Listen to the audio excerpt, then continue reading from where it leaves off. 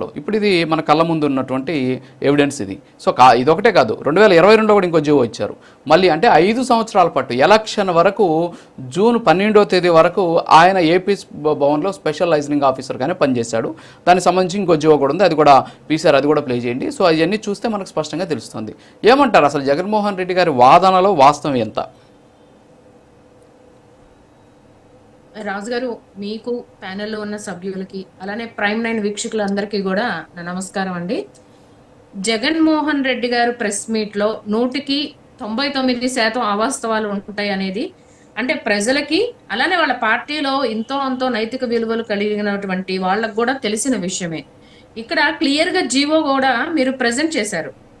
జగన్మోహన్ రెడ్డి గారు ఏంటంటే ఒక సెలెక్టెడ్ మీడియాని పిలుచుకుని ఒక రికార్డెడ్ ప్రెస్ మీట్ పెట్టి ఈయన మాట్లాడిన ఏవైతే ఉన్నాయో అబద్ధాలు అవన్నీ కూడా ప్రజలు నమ్మేస్తారు అని చెప్పి జగన్మోహన్ రెడ్డి గారు ఇంకా ప్రజలు 11 సీట్లకి నిన్ను పరిమితి చేశారు, ఎందుకు 151 నుంచి మనం 11కు పడిపోయాము, ప్రతిపక్ష నేత హోదా ఇవ్వండి అని అడుక్కునే స్థితికి ప్రజలు ఎందుకు తీర్పిచ్చారు అనేది ఆత్మ పరిశీలన చేసుకోకుండా ఇప్పటికీ అధికారంలోకి రావటం కోసం లేదా ఎవరైతే ఆయన ఓట్ బ్యాంక్ ఉన్నారని చెప్పుకుంటున్నారో వాళ్ళని నమ్మించటం కోసం, ఎవరైతే నోళ్ళేసుకుని అడ్డగోలుగా మాట్లాడతారో వైసీపీలో అందరూ కాదు కొందరు, వాళ్ళని ఎంకరేజ్ చేయటం కోసం ఇలాంటి ఒక అబద్ధపు ప్రెస్ మీట్ ని ఆయన ప్రతిసారి నిర్వహిస్తారండి.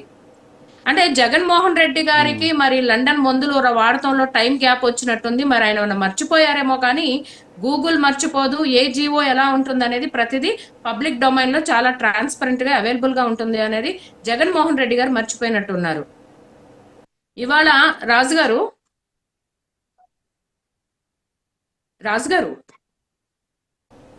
మాట్లాడండి మేడం. రాజుగారు ఆడిబుల్ గా ఉందండి? వినిపిస్తుంది, మాట్లాడండి. మాట్లాడండి మేడం. అంటే తెలుగుదేశం పార్టీ సిద్ధాంతానికి వైసీపీ పార్టీ సిద్ధాంతానికి చూసుకుంటే కనుక తెలుగుదేశం పార్టీ సిద్ధాంతం ఏంటండి? ప్రజలే దేవుళ్ళు, సమాజమే దేవాలయం. అలానే ఓటు వేసిన ప్రజలకి మనం జవాబుదారీతనం అనేది తెలుగుదేశం పార్టీ ప్రధాన సిద్ధాంతం.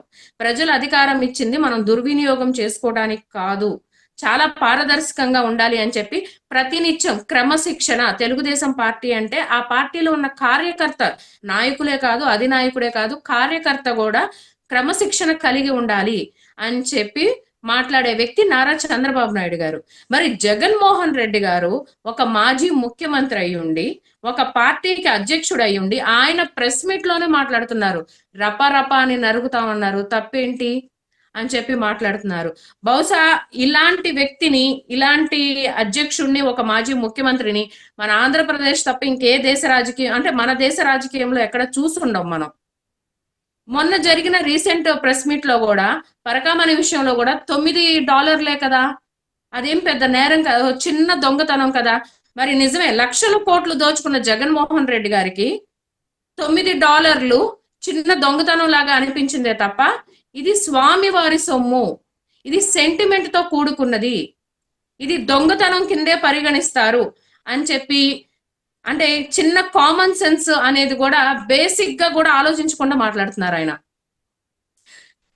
జగన్మోహన్ రెడ్డి గారు ఓడిపోయాక ఆయన చేసిన ఇప్పుడేమో కాదు మేడం, ఇప్పుడు ఇక్కడ ఒకటి కావాలి ఏంటంటే, జగన్మోహన్ రెడ్డి గారిని నమ్ముకున్నటువంటి నాయకులు వాళ్ళు తప్పు చేశారా లేదా పక్కన పెడితే, వాళ్ళని కాపాడుకునేందుకు ఒక అధినేతగా ఆయన చేస్తున్నటువంటి ప్రయత్నాన్ని కొంతమంది ఆహ్వానిస్తున్నారు. కానీ మీ పార్టీకి సంబంధించినటువంటి అధినేత చంద్రబాబు మాత్రం కొంతమంది తప్పు చేసినటువంటి వెంటనే వాళ్ళ మీద కఠినమైనటువంటి చర్యలు తీసుకుంటూ ఉన్నారు. ఎవరు రైట్ అంటారు అసలు? అంటే నమ్ముకున్నటువంటి నాయకులను కాపాడేటటువంటి వ్యక్తి కరెక్టా, లేకపోతే నమ్ముకున్నటువంటి నాయకులను శిక్షించేటటువంటి నాయకుడు కరెక్టా? ఏమంటారు మీరు? ఇక్కడ మనం చూడాల్సింది ప్రజాస్వామ్యం అండి. ఇక్కడ నాయకులు, అధినాయకులు, ప్రజా ప్రతినిధులు కాదు. అల్టిమేట్ అక్కడ కావాల్సింది మనకి రాజ్యాంగం, జ్యుడిషియరీ, అలానే ప్రజాస్వామ్యం, ఇవి కావాలి. కాబట్టి చంద్రబాబు నాయుడు గారు అంటే తెలుగుదేశం పార్టీ కానివ్వండి, చంద్రబాబు నాయుడు గారి విధి విధానాలు, ఆయన క్రమశిక్షణ కాబట్టే ఆయన ఇప్పటికీ 4 సార్లుగా సీఎంగా ప్రజలు ఆయన ఆమోదించారు. మరి జగన్మోహన్ రెడ్డి గారు విధి విధానాలు 2019లో ఆయన అధికారం రావడానికి ఎన్నో అబద్ధాలు చెప్పారు. అవన్నీ కూడా ప్రజలు నమ్మి ఆయనకు అధికారం ఇచ్చారు. ఒక్కసారి ఆయనకు అధికారం ఇచ్చారు. మళ్ళీ కనీసం ఆయన ప్రతిపక్ష నేతగా కూడా కూర్చోవడానికి అర్హత లేకుండా ప్రజలు తీర్పిచ్చేశారు. ఎవరినండి ఈయన వెనకేసుకొచ్చేది? మనం చూసుకున్నట్టయితే వైసీపీకి కావాల్సిన ఎలిజిబిలిటీ ఏంటి అంటే, వైసీపీ పార్టీలో కార్యకర్తగా కానివ్వండి, నాయకుడుగా కానివ్వండి మనం ఉండాలి అంటే దానికి కావాల్సిన ఏంటంటే మోరల్స్ ఉండకూడదు, ఎథిక్స్ ఉండకూడదు, అన్పార్లమెంటరీ లాంగ్వేజ్ వచ్చి ఉండాలి, అడ్డగోలుగా దౌర్జన్యాలు చేయాలి, భూ కబ్జా చేయాలి, మహిళల్ని కించపరుస్తూ మాట్లాడాలి, బాడీ షేమింగ్ చేయాలి. ఇవి ఉంటే, ఈ క్వాలిటీస్ ఉంటే వాళ్ళు వైసీపీ కార్యకర్తలుగా కానివ్వండి, నాయకులుగా కానివ్వండి వాళ్ళకి ఒక ఎలిజిబిలిటీ వచ్చేస్తుంది. ఇది మనం మాట్లాడేది కాదండి. జగన్మోహన్ రెడ్డి గారే సాక్షాత్తు ముఖ్యమంత్రిగా ఉండి ఆయన పీరియడ్ లో కలెక్టర్స్ మీటింగ్ లో మాట్లాడారు. మీరు ఖండించండి, మీరు విమర్శించండి, మీరు మాట్లాడండి, ఎదురు దాడి చేయండి. కలెక్టర్లు ఉన్నది ఎందుకండి? ప్రభుత్వ ప్రతినిధులు ఉన్నది అంటే వాళ్ళు ఐఏఎస్లు ఉన్నది ఎందుకు? ప్రజల కోసం. అలాంటిది వ్యవస్థల్ని నిర్వీర్యం చేసేలాగా ఆయన కోసం మీరు గొడవ పడండి. జోగి రమేష్ గారు జగన్మోహన్ రెడ్డి గారి దగ్గర ప్రసన్నం అవ్వాలన్నా, జగన్మోహన్ రెడ్డి గారి హయాం అధికారంలో మినిస్ట్రీ కావాలన్నా కూడా ప్రతిపక్ష నేతల మీద దాడులు చేయాలా? అసెంబ్లీ, దేవాలయం లాంటి అసెంబ్లీలో ప్రజా సమస్యలు మాట్లాడరు వీళ్ళు. ఎంత మటుకి కూడా అడ్డగోలుగా అసలు జగన్మోహన్ రెడ్డి గారు రాజకీయాల్లో ఒక ఎలాంటి ధోరణి తీసుకొచ్చారంటే, యూత్ ని అసెంబ్లీ అంటే బూతులు మాట్లాడారు. రాజకీయాలు అంటే యువతకి ముఖ్యంగా చాలా మంది రాజకీయాల్ని, సెలబ్రిటీస్ ని చూసి ఇన్స్పైర్ అవుతారండి డెఫినెట్ గా. అలాంటి దాంట్లో జగన్మోహన్ రెడ్డి గారు ఎలాంటి దందా తీసుకొచ్చారంటే, అన్పార్లమెంటరీ లాంగ్వేజ్, రప్ప నరుకుతాము, పొట్టెలు తలలు నరికినట్టు నరుకుతాము, గంజాయి బ్యాచ్ల దగ్గరికి ఈయన వెళ్తారండి. గంజాయి బ్యాచ్ లో వాళ్ళకి ఈయన ఓదార్పు చేసి వస్తారా? రాజుగారు నాయకుడికి కాదండి, విషనరీకి ప్రిషనరీకి ఉన్న తేడా చూడండి మీరు. ఇక్కడ అభియోగం వస్తేనే, ఆరోపణలు వస్తేనే పార్టీ నుంచి సస్పెండ్ చేశారు నారా చంద్రబాబు నాయుడు గారు. ఎమ్మెల్యేలందరికీ కూడా ముక్కుసూటిగా వార్నింగ్లు ఇస్తున్నారు. సీఎంఆర్ఎఫ్ రిలీఫ్ ఫండ్స్ చెక్స్ విషయంలో కూడా ఆయన చాలా స్పష్టంగా ఉన్నారు.